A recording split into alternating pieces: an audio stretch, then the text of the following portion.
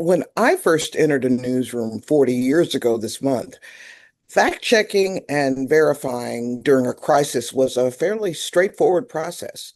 It meant lots of phone calls and actually what we called shoe leather reporting, going to meet with officials at their offices and interviewing the citizens involved in an incident yourself.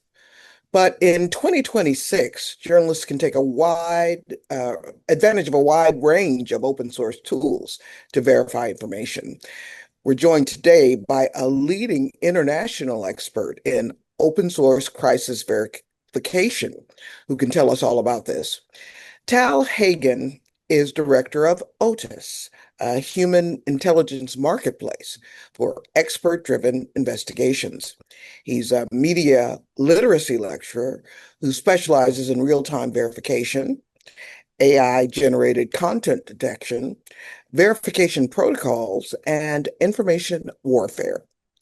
Tal, thank you so much for joining the Widening the Pipeline family today. Thank you so much for having me, Rachel. I really appreciate it. And thank all of you guys for taking the time. Before we start, I just want to say that, as many of you probably know, the situation in the Middle East is heating up again.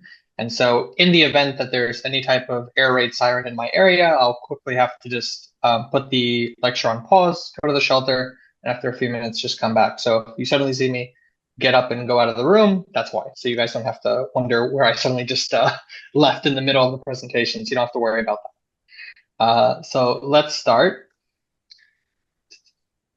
Make sure I got everything up. I'm going to make sure if you guys can actually see this, just any thumbs up or any communication. Make sure we all see what we're looking at. We can see Awesome. it. Okay, great. I'm really happy about that. That is very helpful for me. Let me just open everything up and make sure that I can see all of you guys. Great. So Rachel already gave a little bit of a background about who I am. I've been in this field for about 12 to 13 years now. Really starting from a more, type of advocacy narratives from the beginning when I was around 15 years old, trying to understand the political world around me here in Israel. And slowly over time, I started to more focus on verification, on fact checking. Who am I to tell people what to think or what they should believe? And instead, trying to focus on helping every single one of us come to our own fact-based conclusions. And so, especially over the past few years, I've been really focusing on educational programs, different types of lectures on the topics of media literacy, and also now as director of Otus, which is a new intelligence marketplace that will be going public next week. So I'm very excited for that. I've been in the past, 3 years, ever since the war between Israel and Gaza began in October 7th, 2023. And up until now, we've seen a lot of different types of crises, not just within the Middle East, but we saw with the war in Ukraine and Russia, different examples of horrific atrocities also going on in different areas of the continent of Africa. And all of these different crises have been really filling our feeds for this entire time.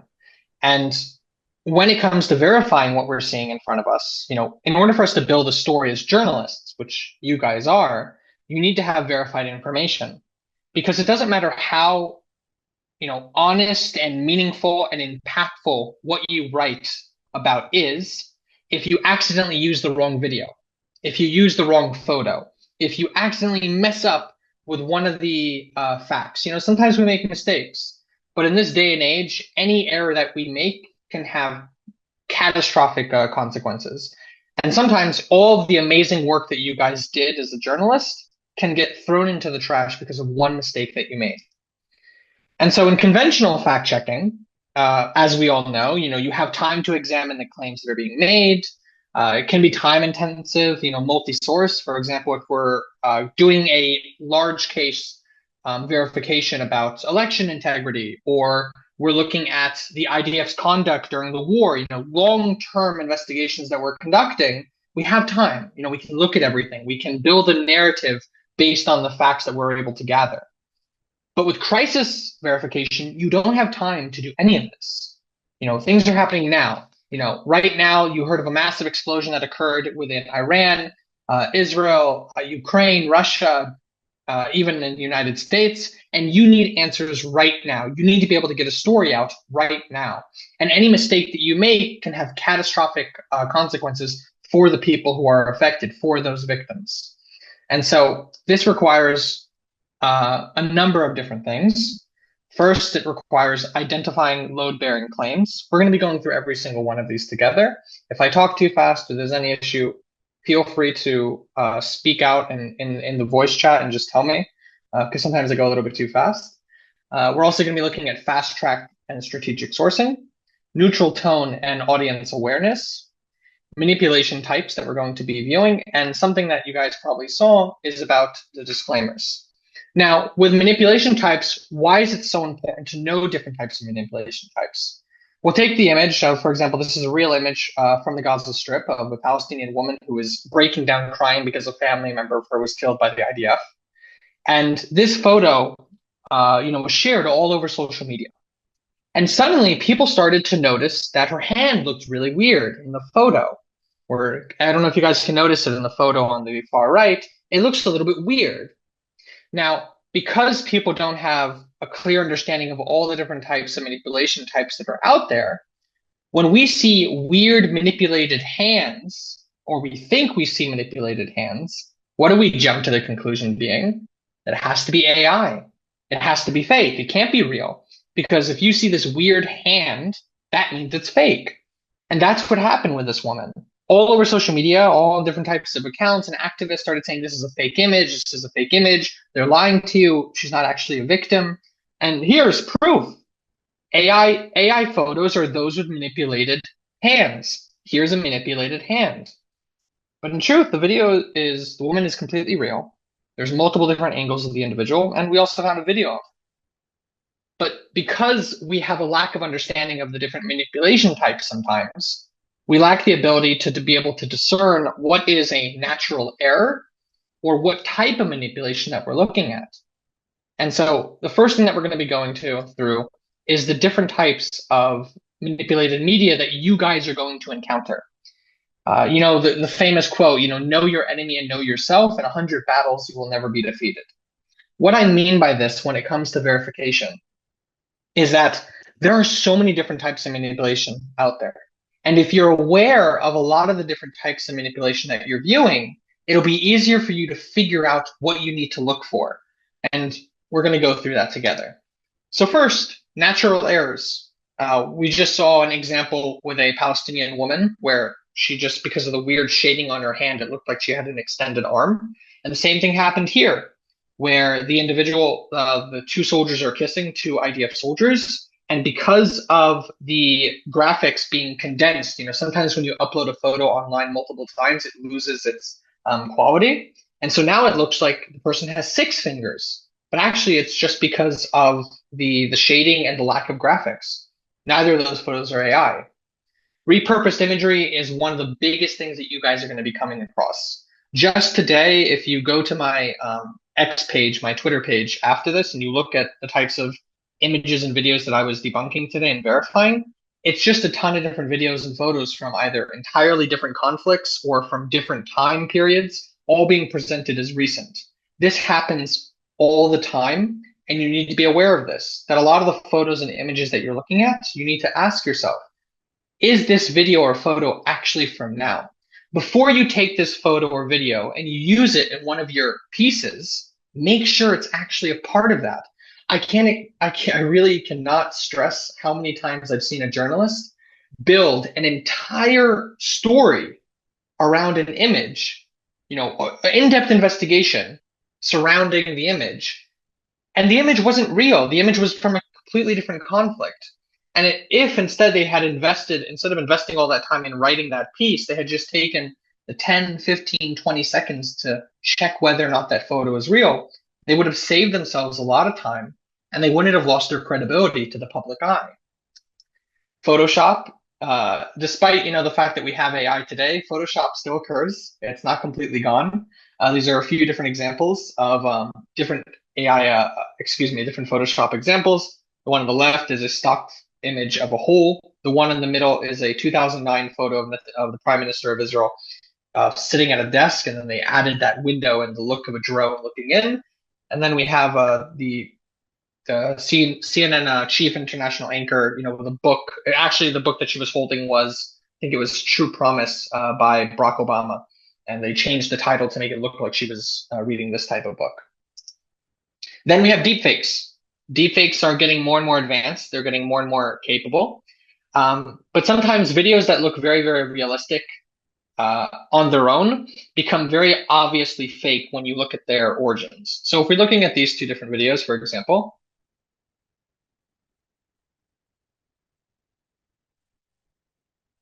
can you guys hear that or no? Okay, so not able to hear it. That's not great. Yeah. But I don't think we're going to be able to fix it right now. But even if we can't look at it, if we're looking at this is supposed to be Zelensky, the president of Russia.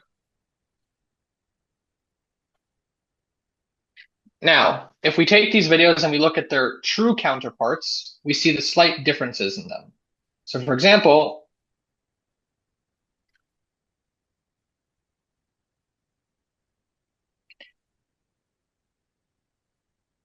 on its own, sometimes, for example, the video that we saw of Ronaldo could look quite realistic on its own to somebody who isn't that, doesn't really know Ronaldo, doesn't really follow the content of Ronaldo, the soccer player.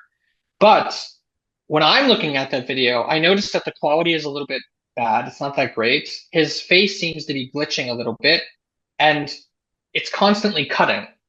And so that tells me that that might be an indicator of it being a deep fake, because that's a common thing that we see with deep fake videos.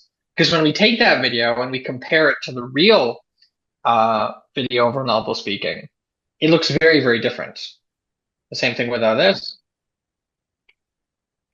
Very similar. I'll send also another sign with deepfakes that they commonly will do is they'll take an individual or video of somebody in a compromising position that simply looks similar to the target that they want.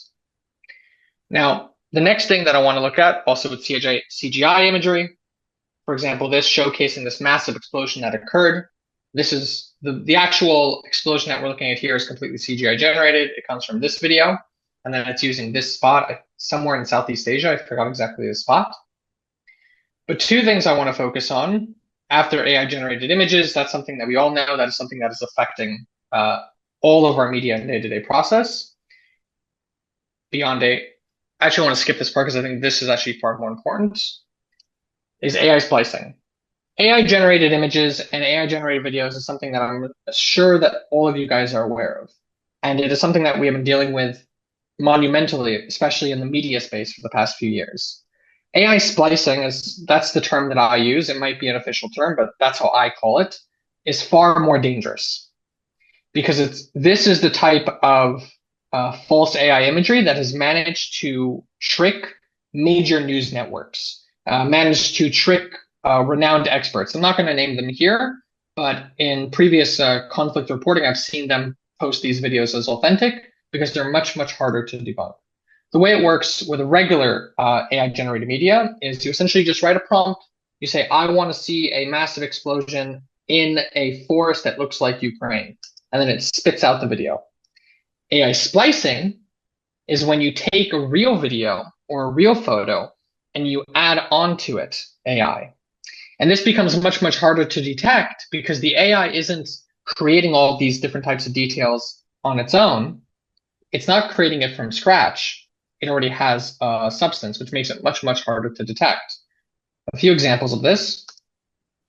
This image was taken in Iran in the beginning of January 2026, showing different types of security forces stationed in a school campus in Iran. That was the photo. And then a while later, during the Israeli strikes in Iran, this video started to get shared around showing Israeli strikes on Iranian government forces. Now that video isn't real. That video is taken from this photo. If you look closely, you'll notice that the background, if you look closely, one thing is you'll notice that the backgrounds are exactly the same in terms of the angle almost. One of the little figures that makes it obvious that the video isn't real is actually looking at the gate. If you look at the gate in front of both of the images, you notice a slight discrepancy when it comes to the AI spliced video. Another example, this is from an image or this video that's is quite well done is this one. This was a video that was taken at the Iranian International Airport in Tehran in 2023. Just a guy taking a video of the airport before he goes on his flight. And this video was shared, I think it was in June of 2025, during the previous direct conflict between Iran and Israel.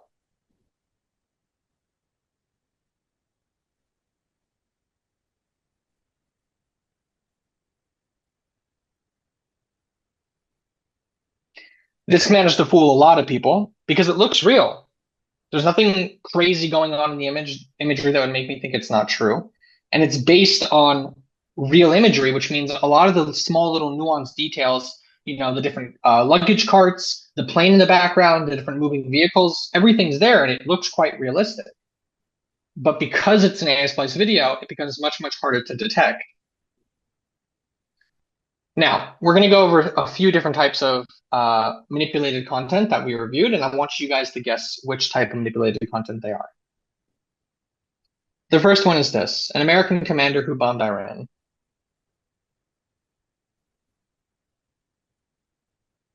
What type of manipulation is this? I don't know if you guys are typing or you guys are trying to say anything. See the chat. Oh, AI generated image I'm now seeing. Why is it AI? What is the signs that it's AI? You guys are welcome to open the mics and chat. If not, you guys are also welcome to just write it in the chat and I'll read it. I don't know 100%, but I have seen this woman and like she is a dead giveaway that it's AI because I've seen her in a lot of other AI generated things, but I also could be wrong. Well, I was going to jump in and say, and I don't know if it's actually intellectually proper to do this, but when it comes to an image of a beautiful, young, shapely woman in a short skirt and heels, in a sort of a incongruous setting of being a military officer or whatever, it would almost seem like there's a little bit more of a possibility that it's something that's been created or manipulated. But is it dangerous to do that? Because it's not always doesn't always have to be that way. Yeah, so Rachel, you're 100% correct. So this, I would say, is what we would call an indicator, as in it doesn't mean that it's AI generated, but that is already an indicator that something is a bit off here, and it might point to manipulation. Who is it? It was Mia, correct? Yes. Uh, so exactly what you said is, and you've seen this woman before. So that's one of the biggest things that I always encourage journalists or people, researchers to do is to use your expertise and to use your knowledge. So you've seen this woman before. She's appeared on your timeline. I also did a whole investigation. She has an entire Instagram account as an influencer, as a digital influencer. So yeah, she isn't real. Another indicator that this is AI is actually when this was uploaded. So that's kind of not really fair in this context. So it was uploaded when everyone was talking about President Donald Trump's Board of Peace. Now, do you see the issue?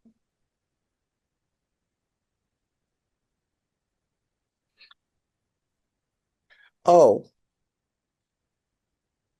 um, I saw a few people in the chat who started smiling. It says Border of Peace. As in they messed up. Whoever created the AI image didn't do a okay. great job at it. Yeah. And so these small little indicators and details. Next, we have this that showcases allegedly a fragment of an Iranian missile that fell in north of occupied Palestine and caused damages. Uploaded on the first day of the last direct conflict between Iran and Israel.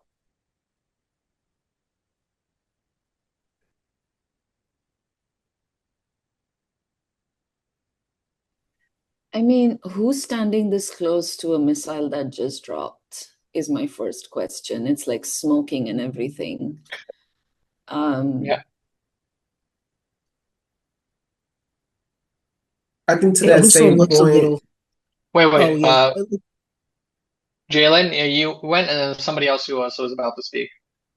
yeah, So Jalen, you go first. yeah. It also looks a little pixelated and like cartoony in the back almost. Um, I don't know.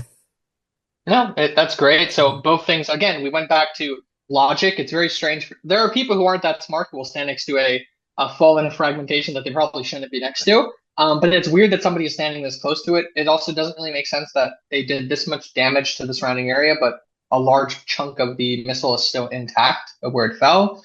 Something that you brought up, Jalen, that's actually very important, especially with AI images, is that they for some reason they're really, really bad at details the farther away you get from the image.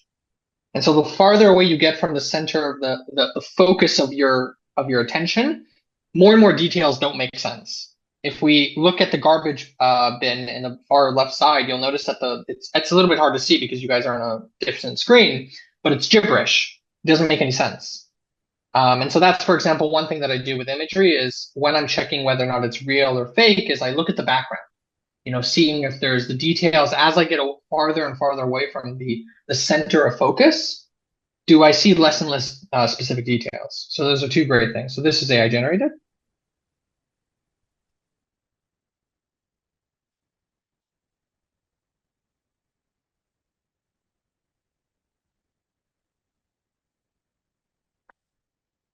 So the person who uploaded this clip, he wrote in the caption, if there were 4 astronauts on the Artemis 2 mission who was filming, did the camera make that movement ending in a close-up of Earth because of zero gravity? What type of manipulation are we looking at here, if any?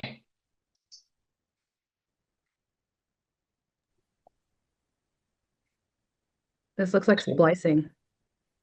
Why do you think it's splicing? I remember seeing them do that pose either in a photo or a video, but like I don't remember it, like this specific video. So yeah, you're 100% correct. This is an AI splice video. It's taking, as you said, wait. It's essentially, as you said, this is from a very, very, so most people know this shot from an image. It was actually really hard for me to find the exact video it came from. But it's funny that you mentioned the photo because that's where the majority of people know that image from. It's from a tiny little video that was uploaded, I think, to NASA. And then everything else is fake. And then this is a separate image that they uploaded. Now, if you go to my profile where I actually showcase the entire process of how I debunked it, both of the videos are turned on their side, which was also an indicator that something was wrong. Like why are they starting like this on their side? It doesn't make any sense. Also, we can't hear the audio, but also the audio doesn't make any sense. It changes from them like yelling and screaming and like happy to sounding like it's underwater. And the reason it did that probably is because when the AI saw this type of imagery, it immediately thought, oh, it's a submarine, it's underwater. And so this is an example of AI splice. So sometimes if you see two videos, two portions of a video, one in the beginning or one in the end, that look 100% real, but something is strange in the middle, that might be a sign of being a spliced video or image. Now, it's important to understand that everything here, all of these different indicators that I'm giving you are indicators. We don't want to ever get to a point where we accidentally claim that a real victim isn't real, that they are fake. And so every little indicator that we have gives us another portion of where to move from. We'll go on one more and then we'll move on. So this user said how it started and then how it's going. This was uploaded out shortly after the Israeli airstrikes in Iran in February 28th.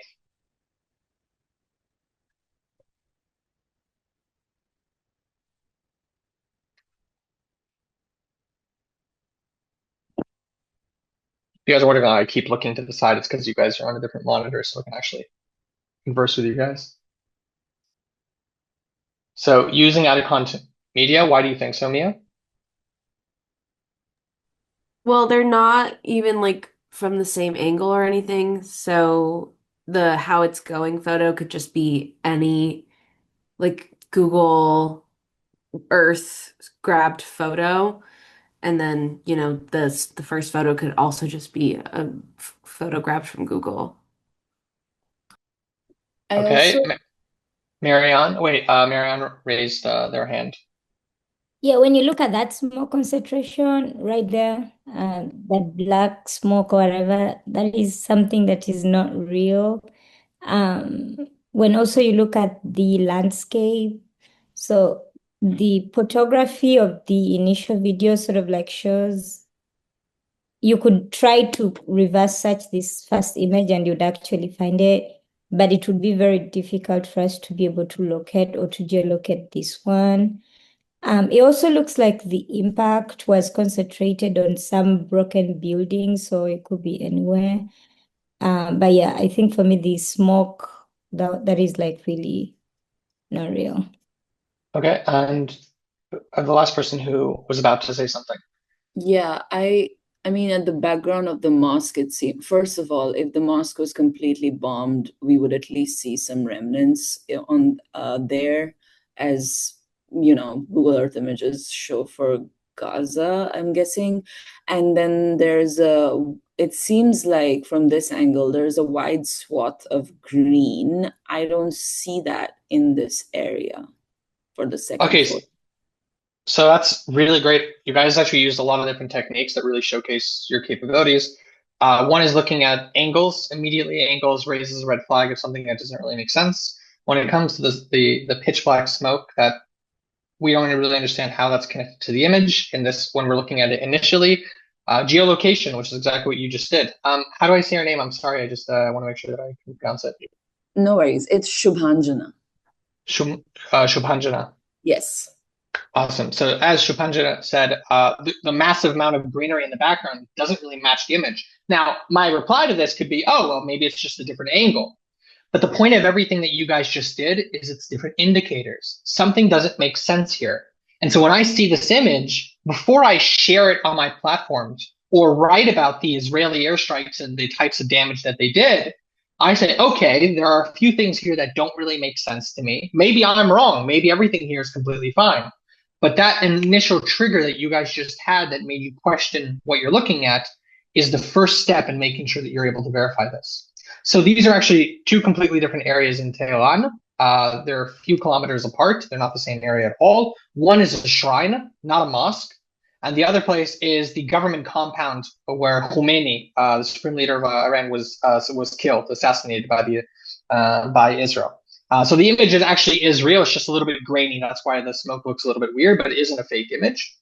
But they are completely two different areas in Iran, in Tehran. They're not the same area at all. And so they would just jump together as the exact same place. And so that's a great job. So that's identifying. So that is the manipulation type awareness. Now, identifying load-bearing claims.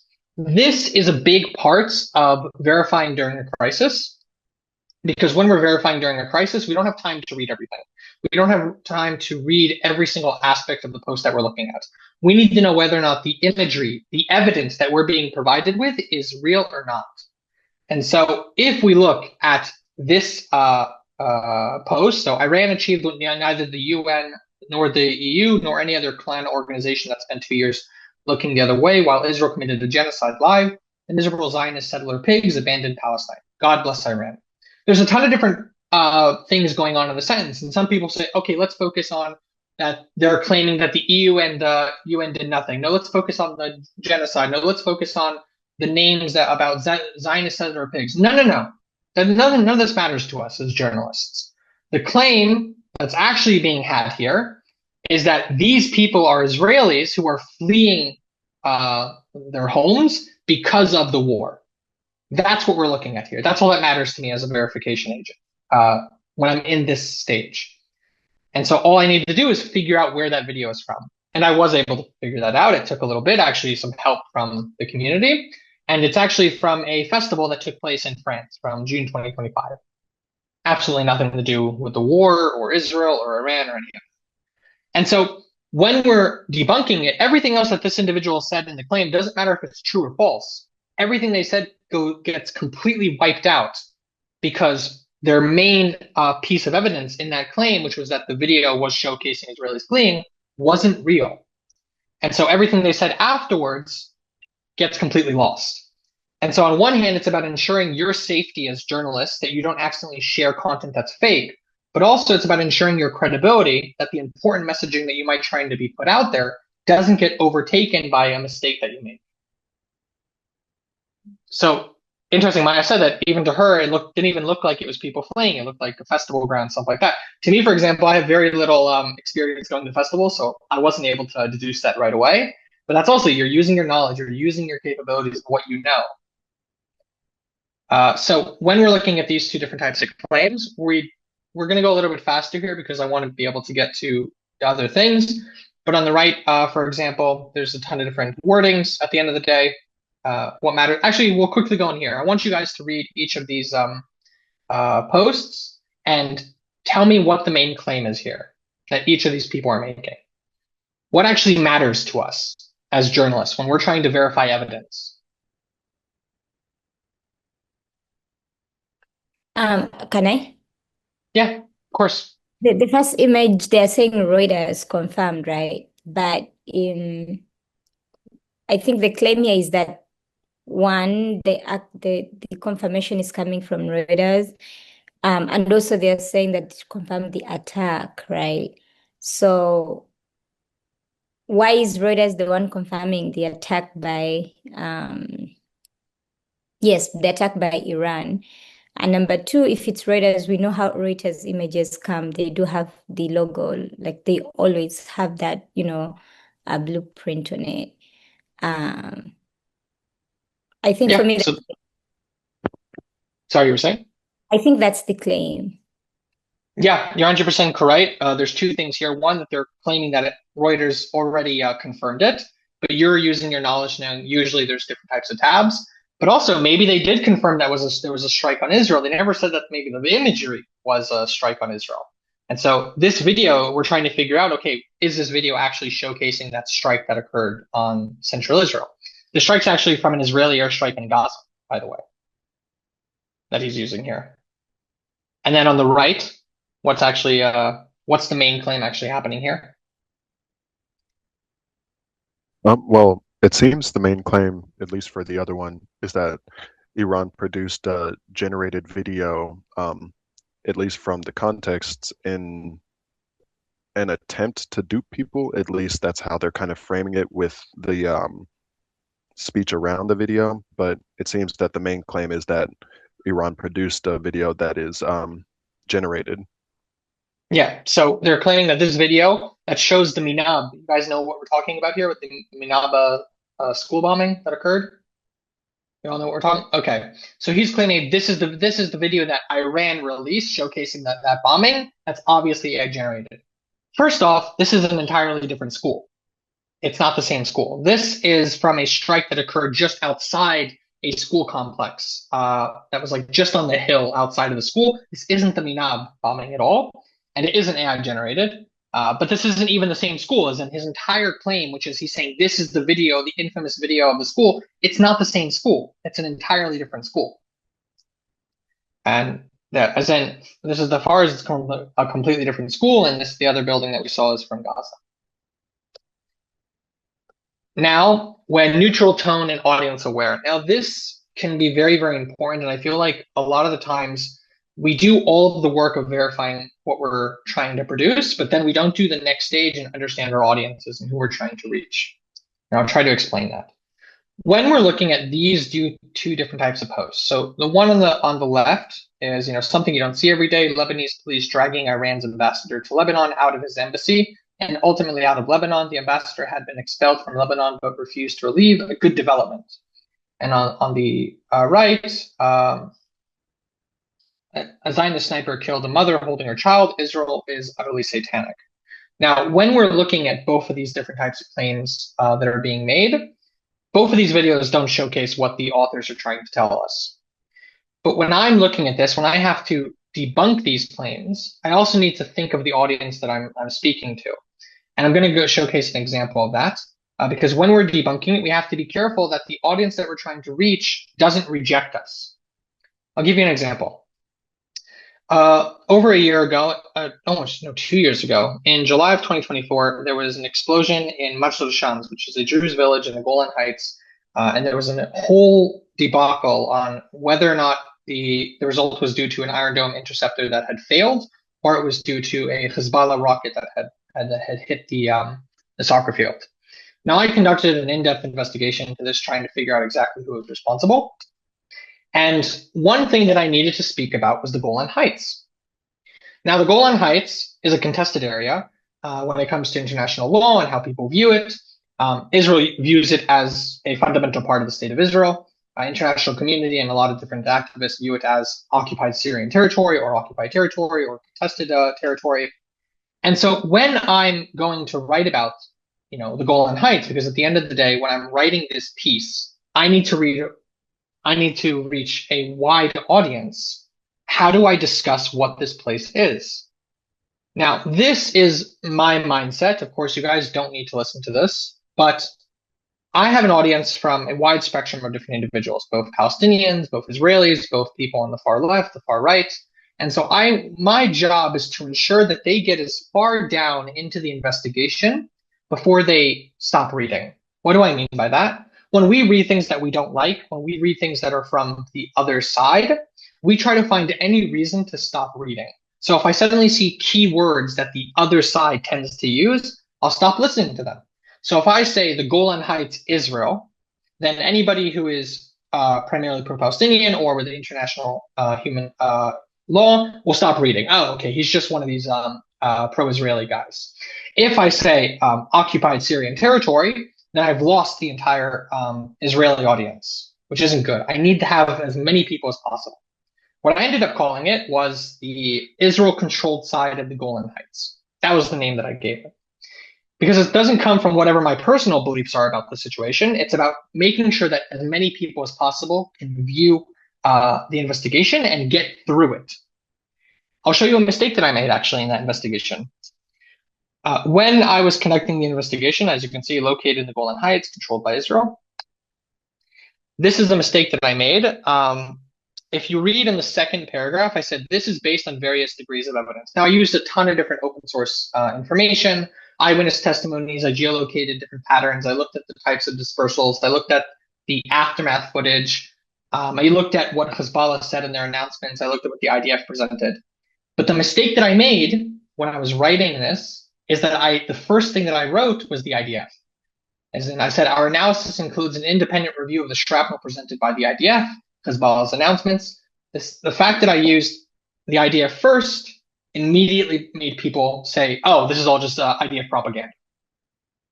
As in, we have to realize that the tiny little wordings and how we decide to present information can mean everything to our audiences of how they're going to view because of the assumptions that they make. Even though the analysis is based on a ton of different information, it didn't matter to the viewer at that point. And so remember that after the verification stage, in terms of crisis verification, you're looking at an audience that is going to be incredibly emotional, an audience that is looking for somebody to blame and is looking for our side versus us versus them. And when you're trying to write your analysis, when you're trying to write your report, you need to try to get through all of these different differentiators. Now, one of the last things we're going to look at is fast-tracked strategic sourcing. So this was an image that was presented by the IDF. I forgot when exactly, I think almost 2 years ago. And it was claiming that this was a children's game, kind of like on the development of snakes and ladders that was found in Gaza. And it showcases, instead of snakes and ladders, it shows tanks and Qassam missiles and different types of, basically Hamas, Palestinian Islamic Jihad inspired, more like militancy oriented. Now, when this was presented, people who are pro-Israel immediately believed it. Obviously, this has to be true. And obviously, people who don't trust anything that the IDF has to say said this has to be fake. So what do we do as investigators when we're trying to also prove these claims to individuals? We can't rely on authority figures because half of the political spectrum or half of the one side of the spectrum is not going to believe a word that we have to say. And so we have to use outside sourcing. We have to try to find sourcing that everybody can agree on. So when I was looking into this claim, trying to figure out whether or not this was true or false, I first came to Memory. Now, Memory is a site which takes different types of Arab media and translates it into English. Now, the site is known, or it's usually discussed within frameworks of being pro-Israel or not exactly more anti-Palestinian narratives and stuff like that. So it's not a great site to use because anybody who is on the more pro-Palestinian camp within this discussion is going to say, oh, well, that's just a biased authority. And so when I was looking into this, I eventually found this. which was a news report about the individual, the Palestinian man who actually created this game in Gaza in 2017. And the production was produced by Al Jazeera. And this becomes much more fundamentally important than showing what the IDF said or showing what an IDF soldier says, because it doesn't mean anything. And this also works vice versa. If you're trying, for example, to reach an Israeli audience, then using Al Jazeera as your source is very much ill-advised. It doesn't matter if everything that Al Jazeera wrote in the report is 100% factual. Everything they wrote is based on factual information. It's based on clear, concise data. Doesn't matter. A lot of the times when it comes to sourcing your information for your audience, you have to think of what your audience is going to believe. It doesn't matter. So essentially, if you have two pieces of evidence that you can use to prove these claims, then you want to use the source that your audience is going to believe more. It doesn't matter if both of the sources are equal in terms of their actual evidence quality. The last thing I want to go over is something that I don't know. I think Rachel sent you guys a few different things that I had written, talking about the hardships a lot of the times that comes with this type of work. And it's something that I've added to this lecture because I think it's very, very important. There are two things I want to discuss quickly. One is about the psychological impact and researcher well-being, and the other is the consequences of verification errors. In my work that I've been doing this a little bit more professionally in this realm for a little over 3 years, I have witnessed a lot of very, very horrific footage. Anything you can imagine. Tons of footage from the war, from Gaza, from Israel, from Iran, children, infants, everything, sexual abuse, everything you can imagine. Because my job is verifying this footage and ensuring that it's real. When we take this, for example, there was a footage that was going around. It comes from this, where they're saying these are unseen images from October 7th in 2023. And these are unseen videos and photos. So I watched the entire video, and there was one clip that they claimed was showcasing a pregnant woman's stomach being cut open. I'm sorry for by the way, very, very sorry if I didn't say this. This is a little bit of a trigger warning in terms of the type of graphic content I'm going to be discussing. I'm not showing anything graphic, but I will be discussing some things that are a little bit quite graphic. I'm going to try to be careful. Again, I'm a little bit desensitized because of how much I deal with this type of stuff. So feel free to put me on mute, to close down your laptop for a second if you don't want to listen to this. I completely understand. So I'm going to continue from here, but just a quick warning. And so in order for me to verify if that video of that mother was real, it also meant that I had to view the video multiple times. I had to look at it from different angles. I had to figure out. In the end, I actually found that it was from a torture site from years ago showing 2 Mexican men being tortured by the cartel. That's what the video actually showed. But when you're just looking at these horrific, gruesome imagery, people don't want to actually watch the entire footage. And there was also a video of rape as well, which I was never able to verify, but was able to essentially confirm that it had nothing to do with October 7th. It was an unrelated video. Now this, for example, if you look on the clip here, essentially what I was seeing here was somebody in a bandana, which obviously knew that it was one of the different militant factions in Gaza, but I couldn't figure out if this was actually from October 7th or not. Now, as you might notice, this post that I made where I said I wasn't able to figure out where it was from October 12th, 2024. I only verified that the video was authentic and it was from October 7th in May 19th of 2025. One of the reasons is because in order for me to verify if this footage is real or not, I had to go through October 7th footage, very, very graphic, horrific footage, all of it, as in hundreds and hundreds of videos, just going through them, looking at each video, trying to figure out where I can find this video. And eventually I was able to find it. But that's a part of this work that can be very, very, very damaging. Going over again and again and again, looking at this very, very graphic content. And so what I would recommend, if this is a part of your work, if a big part of your work or something that is important to you is to look at the victims of war, and you want to be able to give their faces a story, you want to make sure that their stories are told, sometimes you're going to have to do this type of work. And my recommendation is that you know in your heart that the reason that you're looking at this is because you're trying to ensure that the victims of these images, of these videos, that their stories are told properly. That propagandists can't take them and give them a different narrative. That individuals can't dismiss them as being fake. As in, you take this as a serious motivation for yourself and why you're doing this. The other part is the human consequences of verification errors. The image on the left of this young woman was shared around as an example of a Gazan woman who was burned by white phosphorus by the Israeli military in Gaza. Basically, her face burned by this chemical. This was shared all over the platform. In truth, this is a woman with a disease, a genetic disease from Morocco. Nothing to do with Gaza. This type of false information does two things that are very, very damaging. One, it immediately dismisses real cases of people and eyewitness testimonies of people from Gaza and other places, because now whenever real voices come up and discuss what they endured, people will say, hey, look at this example of you guys faking it, of you guys lying to the media, of you guys being dishonest. And then that becomes the story, and the real story gets taken away. And on the other hand, this woman who is suffering from this disease, her organization, the organization that she's a part of, isn't getting the charity that they need.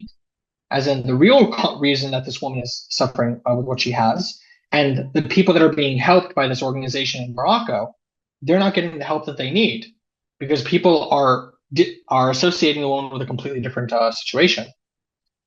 And so this is another example when I said about consequences. So here, for example, on the left, you have somebody saying that, oh, here is a production in Gaza. I don't know if you guys have heard the term of Pallywood. It's a term that any of you guys have heard. Pallywood essentially is a term that is sometimes used to say that a lot of the videos or photos or of the victims that you see in Gaza are completely fake, that they're all part of a production, like Hollywood, basically. So here's an example of that. You see, we have a kid whose shirt is being torn open. They're putting like blood on his face. They're making him look like a victim. And this is behind the scenes footage that we were able to get. And people believe this. I mean, this has 20,000 views. There's videos with even more views. But this is actually from a photo shoot in Iraq. It has absolutely nothing to do with Gaza or the situation at all. And this has happened multiple times. And when people upload this type of imagery, what happens then when there are real cases of people is they will look at these victims who are genuine, honest victims and say, oh, you're fake. You're just an actor. You're not real. And this essentially just breaks away trust, and it creates, kind of like victimizing the victim once again by turning them into an actor, a bot of somebody who isn't real. And so it's important to realize that there are real people behind the screens here, that every single one of these individuals in these photos, in these videos, anybody who's speaking online, these are real people, and there are real consequences to the information that we put out. When I verify imagery of children, of women, men online, I sometimes will do like hours and hours of checks, and I will like look at the same sources again and again and again just to make sure that I'm right, because I don't want to ever accidentally claim that something is fake, and then it turns out that the video is real, and I've essentially just turned that victim into nothing and discredited their story. And so that's crisis verification. It's a very complex topic, but crisis verification isn't easy. But it's very, very rewarding when you can be one of the people that helps with ensuring that the victims of conflict who are in the middle of such horrific situations can ensure that their verified stories can get out and be published and be a part of the narrative. And so thank you guys very much for listening. I really appreciate your time. And if you guys have any questions, I'd be happy to answer. I have a question. I'm wondering if you think there are some news organizations in this moment that are doing a really good job of using these tools, of calling misinformation and manipulated data. Give us some examples of some organizations that you think are really doing a good job. So I won't give you names because I always refuse to give names. One of the specific reasons why is because the second I give names of an organization that I specifically tend to trust more, usually what eventually happens with the viewer is that they say, oh, well, that means they're a trustworthy organization, which no. There are sometimes organizations that I 100% trust in one specific niche. And then if there's any other news report about any other subject, I don't even listen to what they have to say because I know that they're going to be very, very bad at what they do. But I would say in general, without getting into specifics, funny enough, mainstream news is far more reliable when it comes to this type of content than alternative news channels, Telegram or WhatsApp or whatever. I know WhatsApp isn't really used that much in the States as much as it is here, but Telegram. And the reason is consequences. When these different types of journalists from these mainstream news organizations, Al Jazeera, BBC, CNN, ABC, NBC, there's a name behind them. As in, I know the name of that journalist who published that report. I can call them out. I can make an entire memoir. I can even sue them for defamation. There can be legal consequences for this. I mean, we saw this not long ago with the BBC. With the type of manipulated content that one of the heads put out about Trump, and it led to her being fired or resigning. I forgot exactly how that ended. But with Telegram or even X accounts and different types of like alternative news channels, for the most part, there's no consequences. A lot of the times, you don't even know who's behind these accounts. There's no way to track them. There's no consequences at all. I mean, I see accounts with hundreds of thousands, sometimes millions of viewers, news accounts that are like the truth, and they're just constantly pumping out false information, and nothing happens to them. Nothing. There's no consequences. They can do whatever they want. They'll sometimes live in countries where it's harder to prosecute them, or they just are completely anonymous, and there's nobody to actually fight against. And they put out so much content that most of their viewers won't even see the horrific stuff that they put out there. And so I think that while, of course, there's a lot of issues when it comes to a lot of the mainstream news, when it comes to different types of corporate interests and what they focus on or don't focus on, when it comes to actual capabilities of consequences and checks and balances, that exists still in mainstream news, and it does not exist at all when it comes to alternative media. Can I ask you to unshare your screen so that I can get of course. So I do see that there's a hand, so I'm going to go ahead and turn it over to our fellows. And Paris, why don't you introduce yourself and ask your question? Yeah, thank you so much for all of your expertise. I'm Paris. I'm a reporter with the USA Today Network, and I just do general assignment reporting for Los Angeles. And so it struck me that the work I do, I haven't had the experience of the kind of weight and pressures that the work you do and sort of the intense timeliness of the work that you're doing.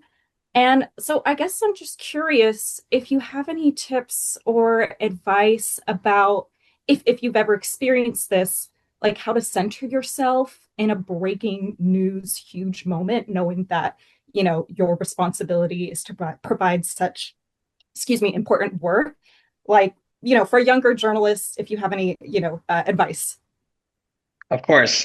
Pleasure to meet you, Paris. When it comes to even California, I mean, you have protests, you've had riots, you've had really big political discussion when it comes to the United States government and the people, I mean, ICE, and all these different types of things happening. There's plenty of crises that are also happening in your field of where you are. It's not I know you're not saying it is, but I'm saying it's not a competition of, what I have to deal with here and what you have to deal with there. We all have our crises and the things that we have to deal with.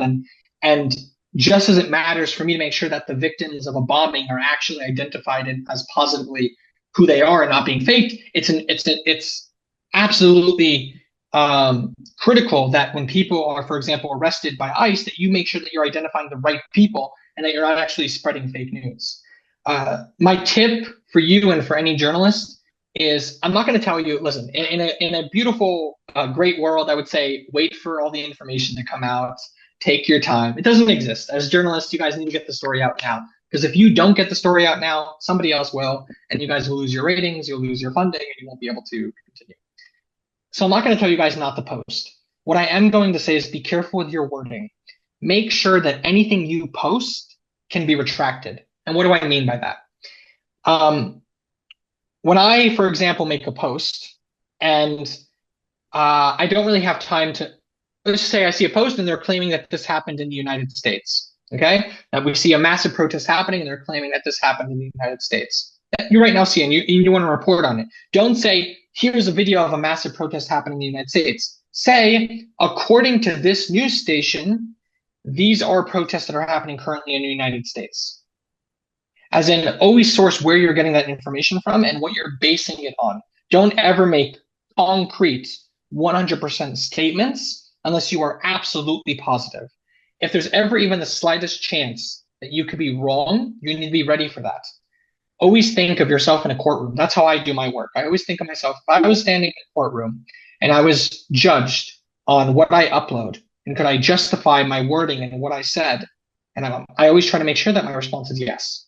So if there's right now someone who is detained by ICE, for example, and you're trying to validate the name, and there's a name that keeps popping up, saying that currently we are getting reports that the individual who was detained by ICE is named Chris, but we are still looking into the matter and will verify as appropriate. Instead of saying the person detained by ICE was Chris, because then you've screwed yourself if his name isn't Chris.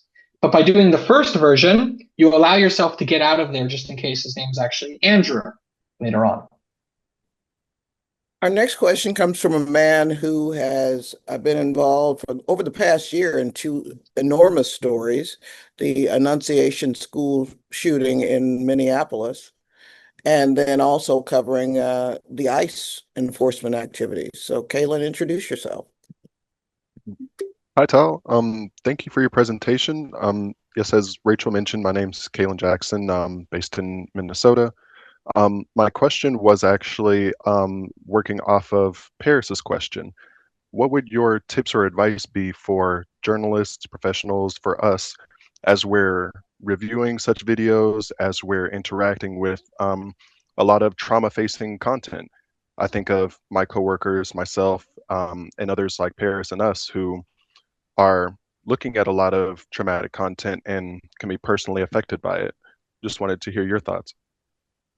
What I personally do is I put it into I have two Tals, for example. There's the personal Tal in my personal life, and then there's the professional Tal. So there's the Kylan who has a family, who has friends, who goes out to the bar or doesn't go to the bar, wherever you go. But then there's Kylan the journalist. And so when you're reviewing these horrific images or these stuff that has to do with the shooting, for example, you're the journalist. That's how you're viewing the content. You're not viewing it as Kylan. You don't go home and sit on your couch with your partner and look at the video. That's not when you do it. You always have ensure that when you're looking at this content, you're doing it within the mindset as a journalist. So then you know why you're doing it. You don't have to constantly question yourself, what am I looking at? Why am I looking? No, I know why I'm looking at this stuff. Because my job is to make sure that I can get the story out. And so it's easier said than done. Everyone has their different types of coping mechanisms when it comes to this stuff. I have found that by creating a very, very rigid separation between, I don't view this content when I'm just relaxing. I barely have social media. I don't view political stuff for fun when I'm not in my mindset.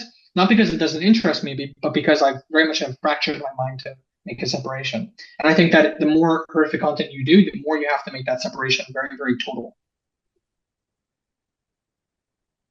This has been such a sobering conversation for me to have. I'm going to take one more question. Shubhanjana,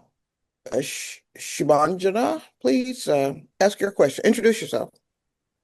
Hi, Tal. Thank you so much. I'm Shubhanjana. I'm also based in Minneapolis. I work with a nonprofit here. I wanted to ask you, especially given the areas you cover, and it seems like there's no end to not just original footage, but also generated footage. How do you decide which one you're going to dig your feet into? So this can always be very, very difficult because you don't want your biases to overcome, as in, oh, I'm only gonna, because at the end of the day, inherently you're going to have certain biases. So maybe you focus on stories that makes your side look a little better or the other side look a little worse. I try to focus based on a few factors. One is what's currently blowing up on social media at that moment. So what is everyone focused on? What I'm capable of verifying. So I, for example, know Hebrew. And so if there's content that's misinformation in Arabic or in Hebrew, I'll go and do the one that's in Hebrew simply because I know that I'm far better expertise when it comes to Hebrew. The next is also what people send to me. I also always encourage people to send me information, and I'll try to verify it on my own. But I always try to stray away from what interests me and more what is my expertise and what is currently being discussed primarily in the news at the moment. So when when the beginning of the war began between Israel and Iran on February 28th, when Israel and the United States initiated airstrikes, there were tons of different types of fake news happening all the time. But when the Minab school bombing happened, that became like a central discussion. So that's what I focused on. And I was verifying different stuff, like proving that the school was hit, proving that the funeral wasn't AI generated. That's the stuff that I focused on. But that's another thing. For example, a lot of people are focusing on whether the school was struck on purpose or not on purpose. That's not my field of expertise. So I didn't focus on that. I focused on people claiming it was AI generated or that it was from a different place. That's and geolocation data. That's what I was focusing on. So it's also one hand is using your expertise and what you're good at, and the other hand is what's everybody is focusing on at that moment, because that helps you stay away from your own biases that might impact the story. Can I add on just one more question? Sorry, just a quick one. Just because you're doing investigations on stuff that you said that if you read a word, you're like, oh, got it, you're from their side, I'm not going to read anymore. But because you bulletproof your investigations with so many claims of I checked this against this against that, do you feel like it adds any layer of protection in terms of I'm not just making this up because I'm from a certain side, but here's all the evidence that I've put together? Yeah, so it helps me make sure that I know that I've done a good job, that I'm not basing it simply because, oh, you're Israeli, you trust the IDF, and that's why you trusted what they had to say.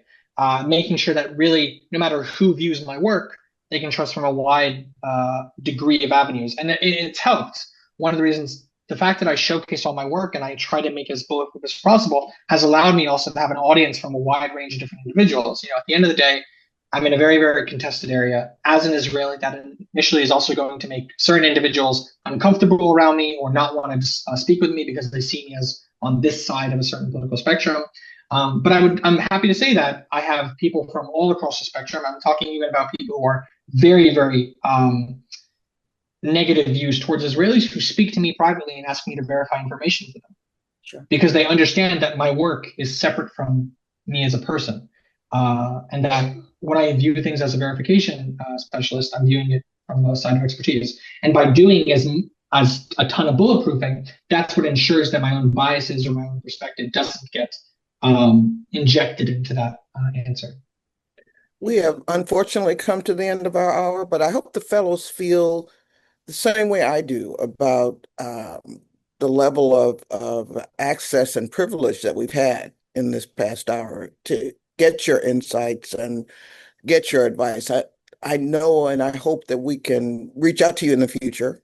And if the fellows have individual questions, that perhaps you might be able to support them. But I'm going to ask you to leave us with a bit of hope about this, because when I think about it, and the reason it makes me sort of feel so sort of sober in this moment is the promise of tech versus the ability for human beings to find a way to use it to mislead and misinform or whatever.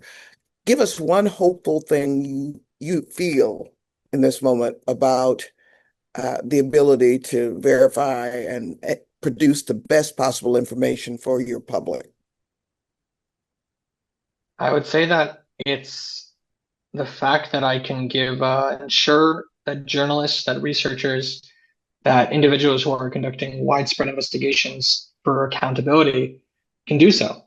I'm not a journalist. At the end of the day, you are the guys who set public narratives. You guys are the reason that people go out to protest, not me. My job is to ensure that you guys have the right information to be able to do that. My job is not to tell people what to think. My job is not to tell people what side of the political spectrum they should believe in. My job is to ensure that you guys have the right information. And what you do with that information is up to you. And I truly believe in this work that I've done. And I mean, I did this as a passion before it became my career for 9 years, just in my free time, because I truly believe that a lot of the disagreements and issues that we have as a population with one another is due to misinformation. It's due to disinformation, due to a lack of understanding of one another. And that's what I always try to fix. And I see progress, I see change, and I see the ability to reach beyond narratives and different types of political walls that we have on each other. And I see progress in this work. And one of the beautiful things about this work is that, it affects everyone. I mean, it's not beautiful in that regard. It's beautiful in the way that I can speak to many different individuals from a wide spectrum. And this work is very, very important to me. I'll finish up also, Rachel, by just saying that you guys are welcome to contact me anytime. I have a Signal group that you guys can message me to join. I'm also going to write in the chat now my contact information and my social medias.